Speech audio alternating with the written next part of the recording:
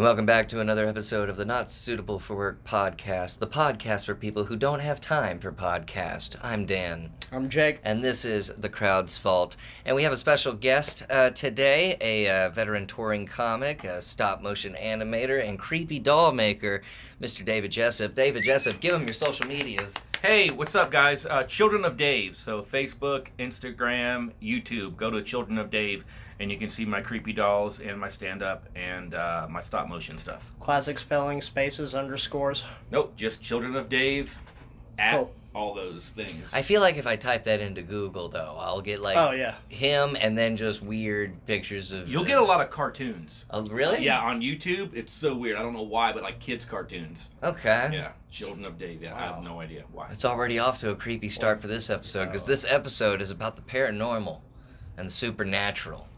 And Dave, we brought in Dave because he's an expert. A little bit. I felt like he might have a little more input in this field than I have my most stories others. and my experiences. You have your stories and your experiences. But you know, Dave here makes the horror dolls and watches. I imagine every horror movie ever made.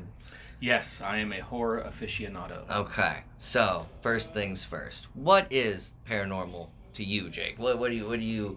What do you consider? Is it real? Is it, when we're talking about ghosts and creatures and... I go with the classic definition, supernatural, unexplained forces, poltergeist shit, I don't know, paranormal, it's just anything encompassing ghosts and shit, I don't... Do you believe it's out there? You believe it's real? I want to believe so fucking bad. I really do. And we had this conversation a little bit earlier. What I think it might be is slip dimensions. You know, people see these apparitions of shit, and what it could be is from, like, a different timeline, or a fucking warping of interlayered, like, simulation theory type shit. Yeah, I believe the same thing. I want to believe it is something special, but not along the lines of, like, demonic or whatever. It's just a crack in time and reality. Let me ask y'all, have any of y'all ever heard, like, a true ghost story printed and documented, certifying that people have died from a ghost or anything like that, killed by a spirit? Well, David, first, what do you think about the paranormal? What is your... Okay, so this kind of goes to my creepy doll stuff. Yeah. A very good friend of mine, J.D. White, was murdered about 12 years ago. He was an artist, and if you ever go to Expo Avenue by Fair Park... I used to live there. Yeah, the giant dinosaur on Expo. That's his? J.D. built that. Oh, wow. Awesome. Yeah. So the guy was amazing, and he was murdered, and we don't know who did it. And so, helping clean up his apartment, I had a whole bunch of broken dolls and action figures, and I collected them, had a total meltdown, and I went to therapy, and the therapist said, try collage therapy, which is kind of putting small things together. And so I started building these little creatures. Yeah. And it worked. And then I went to a gallery in Bishop Arts called Artisans Collective, and for just shits and giggles, like, what do you guys think? And the guy's like, I want all of yours. Well, actually, first he said, you need to work on it. And I spent about 2 years working on the technique. But he saw that there was something there. He saw the potential in it and said, you need to make it dirtier. A little crude. Yeah, a little crude. You make it dirtier, make it raw, make it more, also sturdier, because I was just using a hot glue gun at the time. Right. So I spent about 2 years perfecting the technique I use now. But going back to that, when JD died, murdered, unsolved, still to this day, unsolved. We kind of know who did it, but they lawyered up pretty fast. And they just were never. Well, how coincidental!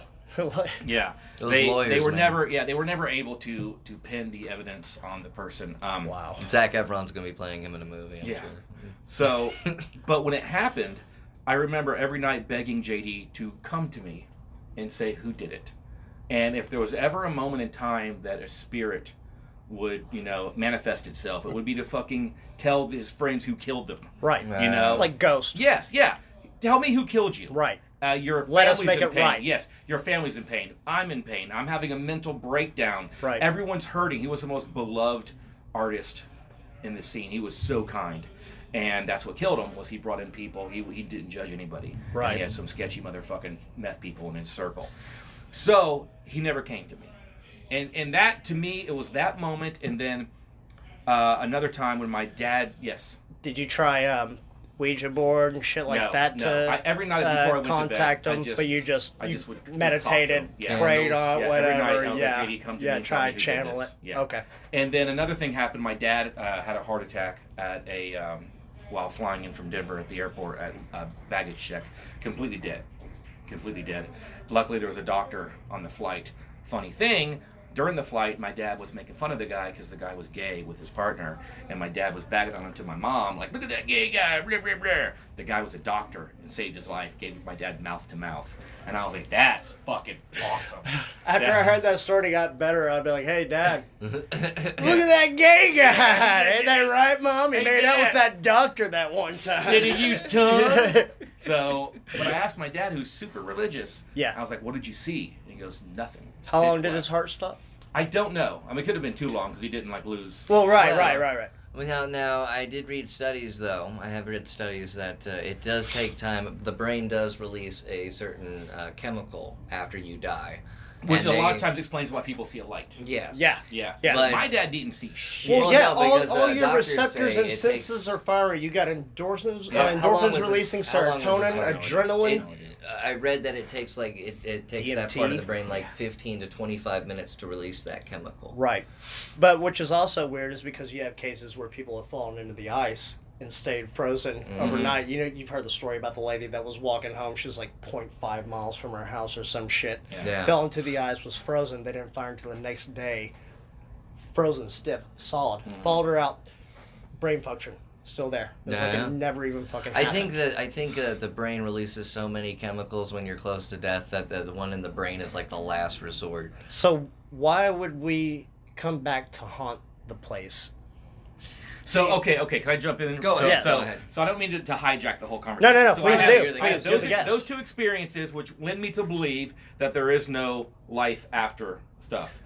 But at the same time, I also believe in the theory that energy can't be created or destroyed. So when you have a moment of violent death, sometimes I believe that death can be so violent that it leaves a timestamp in that area, and you have this, not a haunting per se, not a spirit, but an energy. Almost like on a VHS recording, and you record over it, there's something in the background. And there's a great ghost story, which is about a woman who was killed by her boyfriend. He chopped her head off, and her head fell down the stairs, right? And it made a sound, doom, doom, doom, doom. And this lady bought the house, and she could hear that sound all the time. And she got sick every night, same night, every time, same time. She'd hear the doom, doom, doom, which is the head going down the stairs. Rolling down the stairs. She finally got sick of it, and she was like, fuck this, I'm tearing down the house. Tore down the house. She could still hear it. Would go back at that time, no house, because it was time-stamped.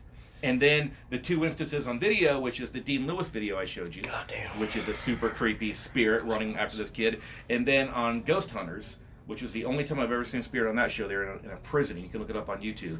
And there's this black, mist comes out of a jar. Like a shadow person or whatever. So, I mean, I think it's a timestamp type of thing. I think it's an energy. That's what we're saying. Something so horrific and so, I guess, unnatural to human behavior, which is why it'd be supernatural, I guess.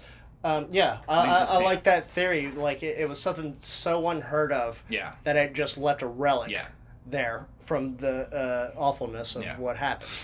That's a really fucking cool theory. I like that idea. And you said you don't believe in life after death. Well, but when we talk about these, it makes you really want to define life. You know what I mean? Like, what is it like with all these? That's the great human question. Well, I don't think the way humans describe the afterlife, I think is complete shit. Oh yeah. That's just us making it better for because listen, if we all as humans believed that there was nothing in the afterlife, it would be chaos. Yeah, absolutely. Everyone would be robbing shit, just fucking everybody and going nuts. We have to have this belief that there's punishment for us in the afterlife, or it would be total chaos. Yeah. And they knew that shit thousands of years ago. Right. When they were like, we have to control humans. How do we do it? We need to scare them. The sun. The sun is the god. There. So you better behave yourself, because if not, you're going to fuck shit up. Right. Instead of being like, you should behave yourself, just be a nice fucking person. Right. We had to scare humans into this belief, and also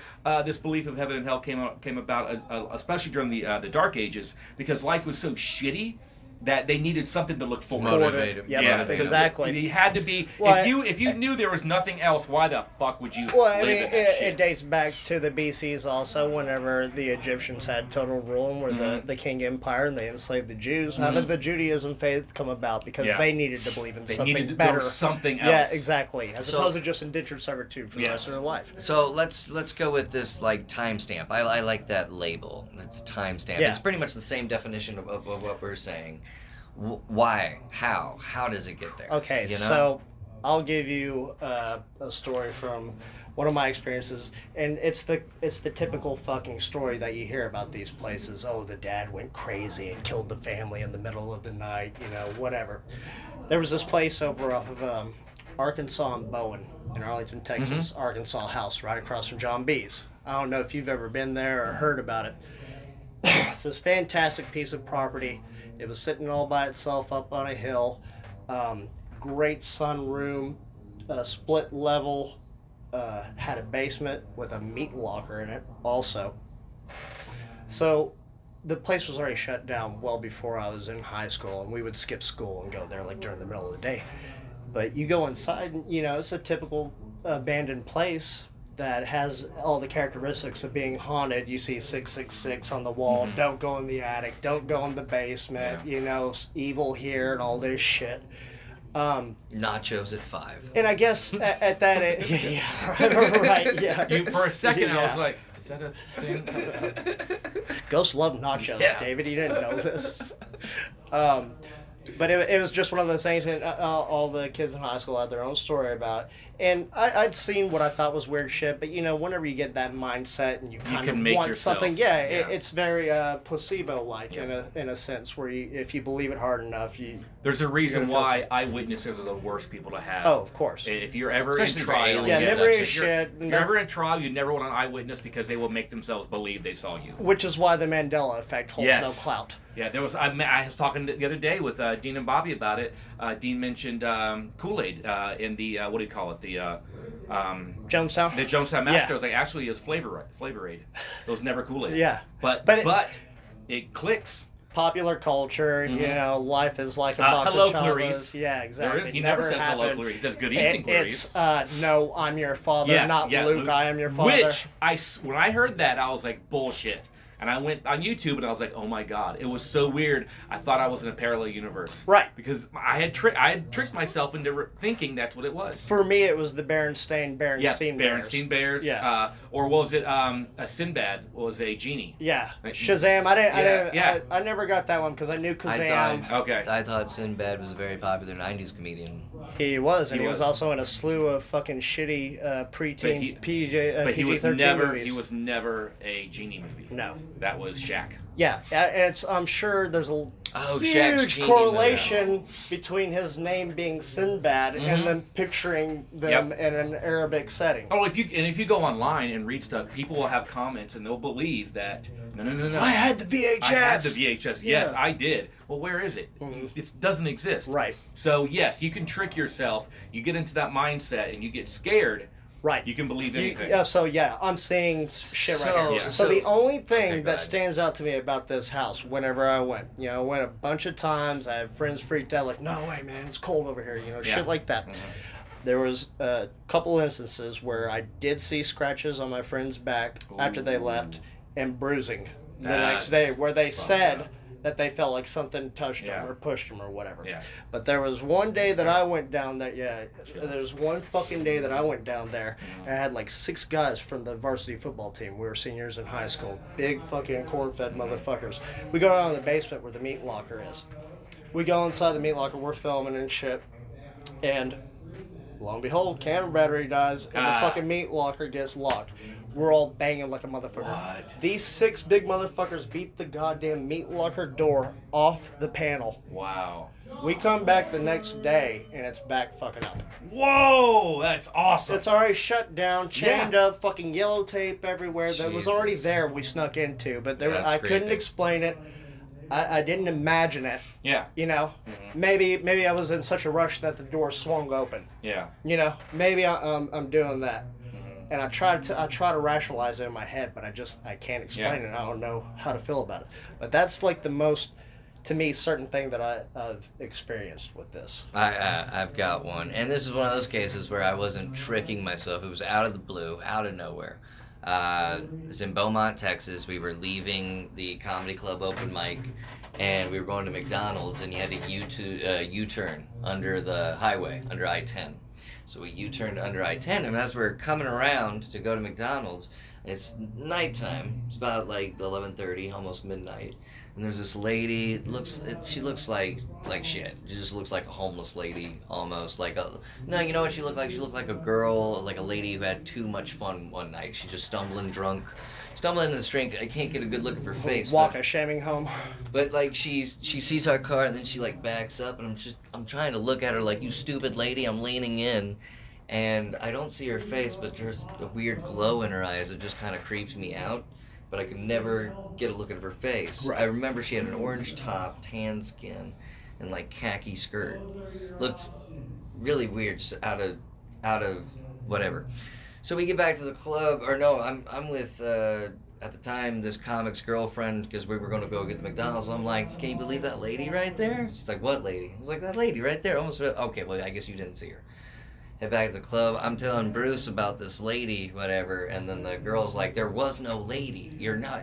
I was like, Bruce, there's a lady. He goes, lady, huh, on that corner? I was like, yeah. He goes, huh. Dude calls me the next day. He has sent me emails, told me, check your emails. He found old articles about a prostitute wearing the same exact thing that I described, getting hit in a car about like 1988 or 1989. Wow. Damn. Timestamp.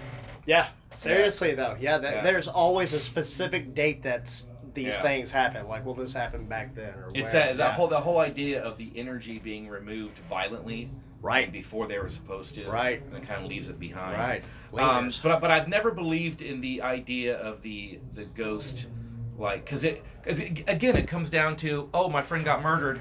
Well, fucking tell me, who is, if you're gonna haunt, right? That there's a good time. Tell me who killed you. Cool. You know, it would just make everything so much easier. So I don't think of that, but the stuff like the clawing has always fascinated me, because I have seen that on Ghost Hunter shows, where you'll all of a sudden the guy's talking, and all of a sudden he'll have all these. Right. I think we don't find the information. Now you can make that happen to yourself though. You can manifest that shit inside. Right. If you physicalize, and you like. Tell yourself that you have something going wrong. Yeah, like, I mean, you can give yourself cancer. You can give yourself cancer. There's a great novel called Brain on Fire, and it's about this kind of like almost like a socialite girl up in New York City, really wealthy family. She had a job like at the New York Times or something, and then she wakes up in an insane asylum. She said, "What the fuck is going on?" And they say that she's been thrashing around violently, speaking in tongues, and basically acting like she's possessed. Possessed, yeah. And they're running all these tests. No one knows what's wrong with her. And totally acting like fucking Reagan from The Exorcist. And she is just losing her fucking mind, thinking that she might be possessed. A doctor comes in and goes, do me a favor, draw a clock, right? The numbers of the clock. She does 1 through 12, but she only does it on half the side. And he goes, okay, you have this. And it was an infection on her brain. And that was a telltale sign that she could not draw the whole clock in one circle. And what was interesting about it was only happens to young women, usually teenagers. I'm safe. But it's he said young women. Oh yeah. It's something that back in the day, it would happen to a girl, and you would be like, exorcism. She's possessed by the devil. You know, so there's stuff that you can manifest in yourself. Also, another thing, I used to have night terrors. I don't know if you guys ever experienced night terrors before. Well, night I used to I also know a lot of Kid Cudi. Okay. What's that? He raps about having night terrors. Two of the three people in this room. You're good, brother. You're good. Don't make me look it up. Yeah. This is our show, okay? Don't forget. When I stopped drinking, when I first started drinking for the first month and a half of just being completely free, I would have night terrors. No, that's withdrawals, Dan. There's a difference. God damn. So I grew up Catholic, and my parents made me watch The Exorcist like it was a fucking documentary. Like, they were hardcore. So when I got night terrors, I thought I was getting possessed. But it was that same thing of like tricking your mind. And then it wasn't until years later, to the internet, thank God, when I realized, oh shit, this is fucking normal. Right. You're not being possessed. You're just your brain. Your body is asleep, but your brain's awake. Sleep paralysis. Sleep paralysis. That's what it is. Yeah, man. You're seeing fucking shadow people and shit. Yep. You can't do anything It's about it. horrifying. That's terrifying. It's yeah, horrifying. I hear about that. I'm like, Yeah. damn, dude. I'm glad. But it has happened to me since I knew about it. Right. And now that I know about it, I'm like, okay, let me just ride this out. Round 2. Yeah. Give me ride this inspire my art, motherfucker. Yes. When- You gotta welcome it. If you don't know, and you have been raised with this idea of exorcism and demons and shit like that, Right. growing up Catholic, you immediately, that's where your brain goes to.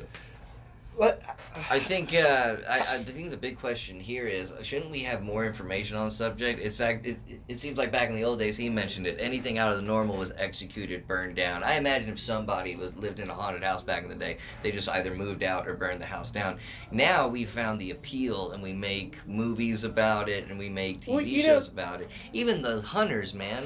The hunters really don't go find information. They just go find the ghost hunters have like, what, 7, 8 seasons, and I've seen one episode that actually made you go, made me go one fucking time. I feel like we should have actual... We should have more because everyone's got a fucking camera. But that's exactly the whole thing. So we get an oversaturation of scared people.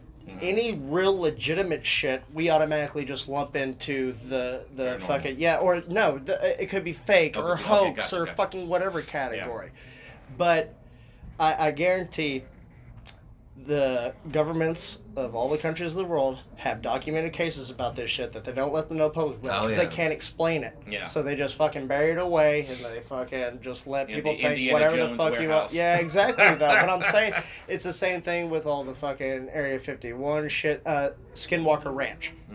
So I know y'all have heard stories about this fucking place, right? Yeah. Like it's insane. But I mean, it just Or, there's a certain Dudleyville, stigma. Connecticut. It's like, oh, do you really want to believe in that? But it's also, well, I mean, why would you let us know that? Because then there would be mass chaos and pandemic. Like, people would be freaking the fuck out. Oh, like if they knew that it was real. There's also Dudleyville, which is Connecticut. also, it also makes it more appealing and provocative because there's no confirmation of it. Yeah. Well, and the thing that, like you were saying before, we should, with technology nowadays, with everyone having cameras, with paranormal activity, where everyone has a fucking camera in their house. There should be Ghostbusters. There should be more footage. Where is my Nikon P1000 high-def footage of ghosts and aliens or whatever the fuck else? Not just Bigfoot. Yeah. Not just 4K footage. I want research too. You know, how come the Ghostbusters, there's scientists, the paranormal scientists, they bring out all their equipment? I never see anything like that on YouTube. You know, It's just Well, a because dude with a Ivan camera. Reitman isn't running our government. Yeah. I So wish. there was okay. So the what's the series of movies? Not the Paranormal Activities, but the other ones. You know what I'm The talking Conjuring, about? Conjuring. the Amityville Horror, pretty much. So I was going to ask on that. I like those that people Swayze. are- Based on a true story. Those people are scammers. Yeah. Yeah, those people have Right. made all that shit. Every single story they've done has been made up. Right, and especially the fucking doll, which Yes. is their cornerstone Yes. now, with their third Annabelle movie Yeah, that's third. about to be fucking Which coming looks out. nothing like the doll. It's a Raggedy Ann doll. Yeah. But all that shit was made up. The Amityville Horror was made up. All this stuff it's all made Texas Chainsaw Massacre is James stretched. Brolin isn't real. What's that? James Brolin isn't real. Yeah, James Brolin isn't real. The Texas Chainsaw Massacre is a stretched story. Well, you know, they took pieces of everything. Yeah. It's Ed Gein. Well, yeah, it is. It's Ed Gein. That's what it's based on. But about that, you can always tell a movie when it says inspired by. Oh, or yeah. based- Which means based it's on- all bullshit. Yeah, inspired by means it's all made up. Based on means there has to be It's- some form of truth. It's mostly bullshit. It's mostly bullshit. Yeah, Inspired all by artistic is nothing. liberty with Yeah. one little paragraph. But and what's a- amazing about Texas Chainsaw Massacre is I thought it was real. Everybody did. Yeah, I thought I've it was heard fucking stories real. about people, the grandson of the family being locked up in Huntsville Yeah. with a chainsaw pendant on his fucking necklace. I'm sure, Amazing. yeah. Like, Well, see, and here's the thing that's so great about the internet and so bad about the internet. What's great about the internet is I can research that and see that it's fake. Right. What's bad about the internet, I can research it and see that it's real. right, right. And you So don't it's know like, which what the one to fuck? believe. Yeah. So no matter what you believe, you can seek out things. But if you look at it from a logical point of view, like Dan brought up, we should have more evidence, and we don't. Yeah, exactly. So Hold on, this is the first here on Crowd's Fault. I brought up a logical point of view. Ding, ding, ding, ding. I'm gonna put in some music here, like some celebratory music of, Just a record scratch. well, royalty free. Dan's the man. Actually, I might use that soundbite and Don't. then edit with, Please and then you'll don't. be mad at me later. Yeah. So, but like I said, we should have more information on it, and we don't. Instead, we make movies, we make TV shows. I feel like this is something that we as society should really get cracked down on and see the research and see what all this means. I think we all yearn for Answers. more. Well, not just that. We just want to believe that there's something more than what our Yes. fucking base existence I is. shouldn't have to. And that's what it comes down to. Yeah. If we were to really wrap around our heads something I believe in, which is I don't think there's anything after this. Oh, If we I come think we to just that- hit a reset. Yeah, if we come to that conclusion that there is nothing after this, I think it can do two things. One, I think it can make us appreciate life more, and it can make us treat our fellow man more if we realize there is nothing after this. There's no punishment, there's no reward, there's nothing. So you live your life to the fullest, to the healthiest, and to the nicest that you can right now. Red Dead Redemption 2. Yes. Starlink Battle No, for you're Atlas. exactly right, though. But that's the first thing that I thought of whenever you find... have you gotten it yet? That was later. I think, and I... You can rebuild yourself, and you can do things that are good. Once you... I mean, but... I think the answers to all this make a necessary filter that we need in society. Will some people go crazy if they wake up and see aliens or ghosts walking around tomorrow? 1,000%. Yes, but then there are also some people who can rationalize and make note of the universe in a rational, logical way and plan out life accordingly. It is a necessary filter, though, if we're going to go on as a species, as a race, that kind of information. And really, there's only one group of people to blame for the lack of information we have on the supernatural. It's got to be our listeners, right? It's the crowd's fault. Oh, yeah. For another episode of Crowd's Fault, I'm Dan. I'm Jake. David Jessup. Yep. Hit him with your social medias. Oh, yes. Children of Dave, Instagram, Facebook, YouTube. Check out his stop-motion animation videos. Buy his art. This shit is amazing. And go see him when he performs stand-up in your area. I'll be at June Hyenas in 2 weeks. Goddamn funny motherfucker. Thank you. For Crowd's Fault, see you next week.